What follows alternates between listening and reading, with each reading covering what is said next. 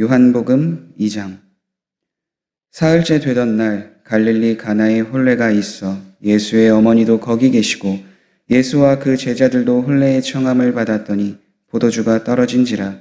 예수의 어머니가 예수에게 이르되 저들에게 포도주가 없다 하니 예수께서 이르시되 여자여 나와 무슨 상관이 있나이까? 내 때가 아직 이르지 아니하였나이다. 그의 어머니가 하인들에게 이르되 너희에게 무슨 말씀을 하시든지 그대로 하라 하니라. 거기에 유대인의 정결 예식을 따라 두세 통 드는 돌 항아리 6이 놓였는지라. 예수께서 그들에게 이르시되 항아리에 물을 채우라 하신즉 아기까지 채우니 이제는 떠서 연회장에게 갖다 주라 하시매 갖다 주었더니 연회장은 물로 된 포도주를 맛보고도 어디서 났는지 알지 못하되 물 떠온 하인들은 알더라. 연회장이 신랑을 불러 말하되 사람마다 먼저 좋은 포도주를 내고 취한 후에 낮은 것을 내거늘 그대는 지금까지 좋은 포도주를 두었도다 하니라. 예수께서 이 첫 표적을 갈릴리 가나에서 행하여 그의 영광을 나타내심에 제자들이 그를 믿으니라. 그 후에 예수께서 그 어머니와 형제들과 제자들과 함께 가버나움으로 내려가셨으나 거기에 여러 날 계시지는 아니하시니라. 유대인의 유월절이 가까운지라. 예수께서 예루살렘으로 올라가셨더니 성전 안에서 소와 양과 비둘기 파는 사람들과 돈 바꾸는 사람들이 앉아 있는 것을 보시고 노끈으로 채찍을 만드사 양이나 소를 다 성전에서 내쫓으시고 돈 바꾸는 사람들의 돈을 쏟으시며 상을 엎으시고 비둘기 파는 사람들에게 이르시되 이것을 여기서 가져가라. 내 아버지의 집으로 장사하는 집을 만들지 말라 하시니 제자들이 성경 말씀에 주의 전을 사모하는 열심이 나를 삼키리라 한 것을 기억하더라. 이에 유대인들이 대답하여 예수께 말하기를 내가 이런 일을 행하니 무슨 표적을 우리에게 보이겠느냐. 예수께서 대답하여 이르시되 너희가 이 성전을 헐라 내가 사흘 동안에 일으키리라. 유대인들이 이르되 이 성전은 46년 동안에 지었거늘 내가 3일 동안에 일으키겠느냐 하더라. 그러나 예수는 성전된 자기 육체를 가리켜 말씀하신 것이라. 죽은 자 가운데서 살아나신 후에야 제자들이 이 말씀하신 것을 기억하고 성경과 예수께서 하신 말씀을 믿었더라. 유월절에 예수께서 예루살렘에 계시니 많은 사람이 그의 행하시는 표적을 보고 그의 이름을 믿었으나 예수는 그의 몸을 그들에게 의탁하지 아니하셨으니 이는 친히 모든 사람을 아시며 또 사람에 대하여 누구의 증언도 받으실 필요가 없었으니 이는 그가 친히 사람의 속에 있는 것을 아셨음이니라. 아멘. 예수님께서 성전을 깨끗하게 하신 사건은 사복음서 모두에 기록이 되어져 있습니다. 공관복음인 마태복음, 마가복음, 누가복음은 예수님이 마지막 예루살렘 성에 들어가셔서 성전을 깨끗하게 하신 일을 기록하고 있고요. 요한복음은 그와는 좀 다르게 첫 유월절을 맞이하였던 예수님께서 예루살렘 성에서 이 일을 행하셨다라고 기록하고 있습니다. 예수님이 이 땅에서 사역하실 때 성전을 깨끗하게 하신 일이 그렇다면 한 번인가 두 번인가 하는 일들이 질문이 될 텐데요. 그것에 대해서 학자들은 의견이 나누고 있습니다. 신학적인 의미를 강조하기 위해서, 그러니까 예수님이 어떠한 분이신지를 드러내기 위해서 요한복음은 일부러 앞에다가 이 사건을 기록하였다라고 보는 학자들도 있고, 반대로 예수님께서 요한복음에 기록되어져 있는 것처럼 약 4번에 걸쳐서 유월절을 지키시고 3년 반이라는 그 공생의 기간 동안 사역하셨다라는 것을 기준으로 예수님께서 이 일을 2번 행하셨다라고 보는 학자들이 있기 때문입니다. 중요한 것은 한 번 예수님께서 이 일을 행하셨나, 2번 이 일을 행하셨나가 아니라 왜 예수님께서 성전을 깨끗하게 하셨냐, 그 의미가 중요합니다. 예수님이 성전에 들어가셔서 이방인의 뜰이라는 곳에 도착하셨을 때에 보신 것은 그곳이 하나님을 예배하는 것을 준비하는, 그러니까 하나님 앞에 나아가는 그 제물을 가지고 준비하는 것이 아니라 또 이방인들이 하나님 앞에 기도하는 장소로 사용되어야 되는 그곳이 마치 장사하는 곳으로 보였기 때문입니다. 그래서 14절 말씀에 예수님은 이렇게 판단하십니다. 성전 안에서 소와 양과 비둘기 파는 사람들과 돈 바꾸는 사람들이 앉아 있는 것을 보시고, 그러니까 성전에서 제사를 드리기 위해 동물들이 그곳에 있었다라고 이야기를 하고 있는 건데요. 어떻게 보면 그것은 당연한 일, 필요적인 일이었습니다. 왜냐하면 성전에서 제사를 드리기 위해서는, 그것을 번제로 드리기 위해서는 동물이 필요했기 때문입니다. 그래서 이방인 뜰에서는 동물을 파는 것, 돈을 바꾸며 하는 일들이 필요했어요.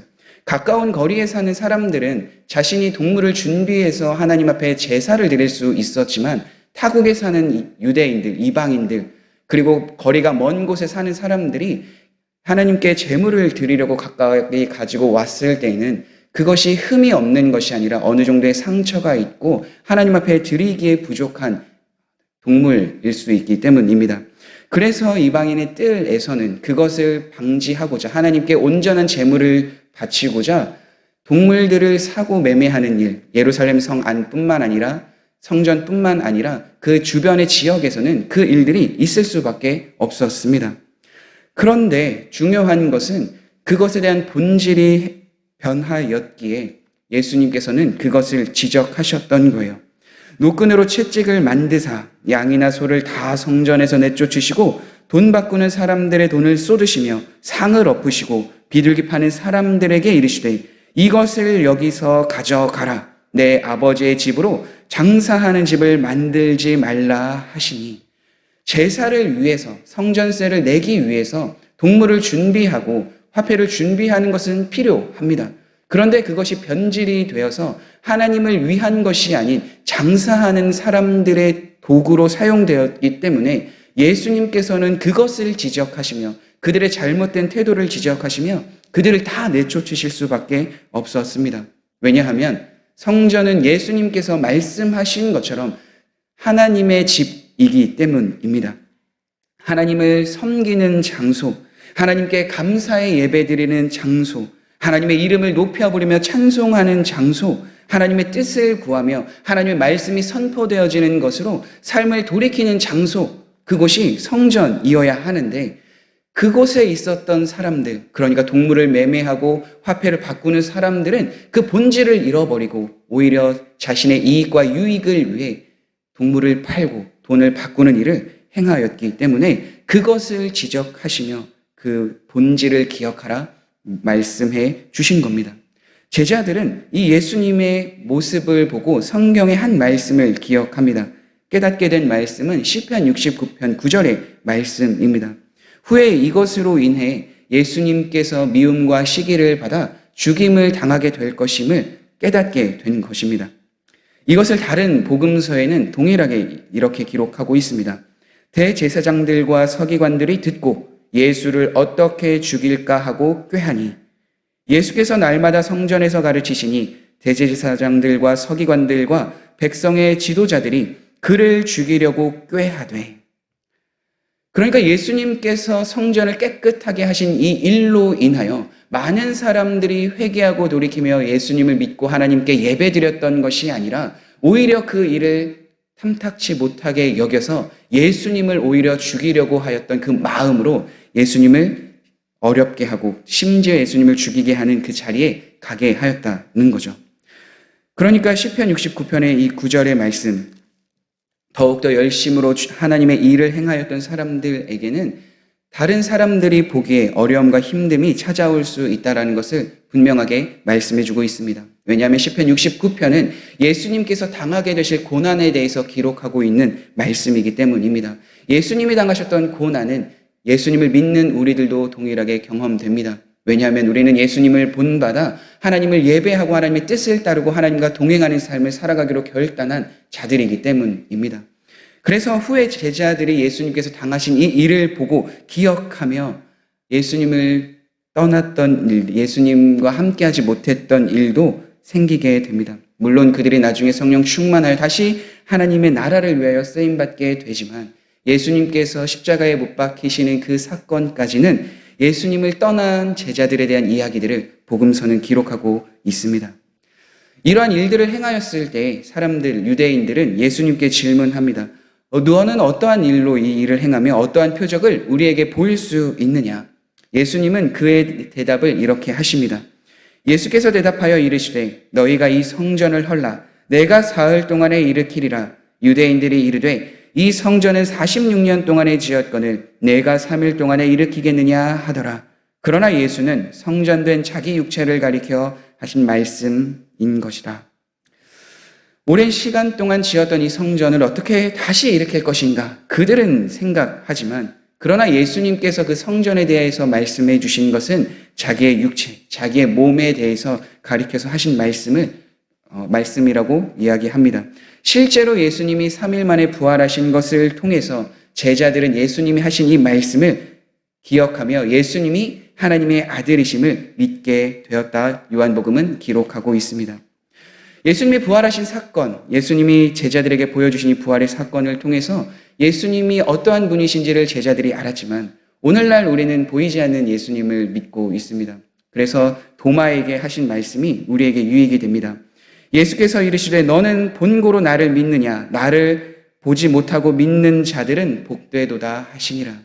우리는 오늘날 예수님을 실제적으로 내 눈앞에 보지는 못하지만 성전에서 이 교회에서 가르쳐 주시는 말씀을 통해 예수님이 어떠한 분이신지를 알아가며 믿음이 자라나 내 눈으로는 보지 못하지만 그 예수님이 어떠한 분이신지를 우리는 믿고 따르는 삶을 삽니다.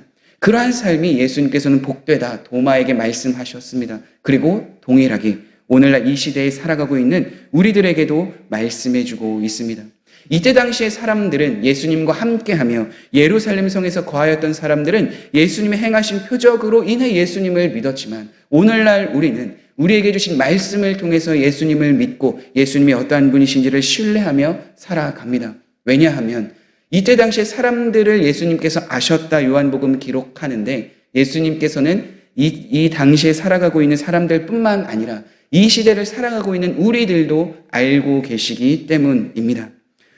우리들은 부족하고 연약하여 예수님을 보아야만이 믿을 수 있습니다라고 고백하지만 아닙니다. 우리는 하나님의 말씀을 통하여 예수님을 보지 못하지만 그럼에도 우리에게 말씀을 통해 깨닫게 하시고 알게 하시고 신뢰하고 믿게 하시는 분이 예수님이시기에 하나님이시기에 우리는 그 예수님을 믿고 따를 수 있습니다. 그렇게 오늘날 우리는 어떻게 살아가야 할까요? 예수님께서 성전을 깨끗하게 하신 일을 통해서 우리는 배울 수 있습니다. 우리는 교회에 나아올 때 우리의 마음과 태도를 점검하며 하나님 앞에 예배드리는 삶을 살아가야 합니다. 하나님의 말씀을 믿고 신뢰하는 자리를 계속해서 갖고 또 그 주신 말씀을 순종하며 하나님 앞에 나아가는 삶을 살아가야 합니다. 예수님께서 열심을 가지고 그 마음의 원함을 가지고 성전을 깨끗하게 하신 것처럼 우리는 성전을 향하여 모이기를 힘쓰며 하나님의 말씀을 보기를 힘쓰며 하나님께 기도하는 삶을 계속해서 살아가야 합니다. 하나님께서 흠없는 재물을 원하셔서 동물을 매매하고 성전의 돈이 화폐가 거래되는 것을 필요로 하셨다면 오늘날 우리는 흠과 없는 모습으로 주님 앞에 나오기 위하여 계속해서 말씀으로 기도로 거룩된 삶을 살아가야 하는 줄 믿습니다.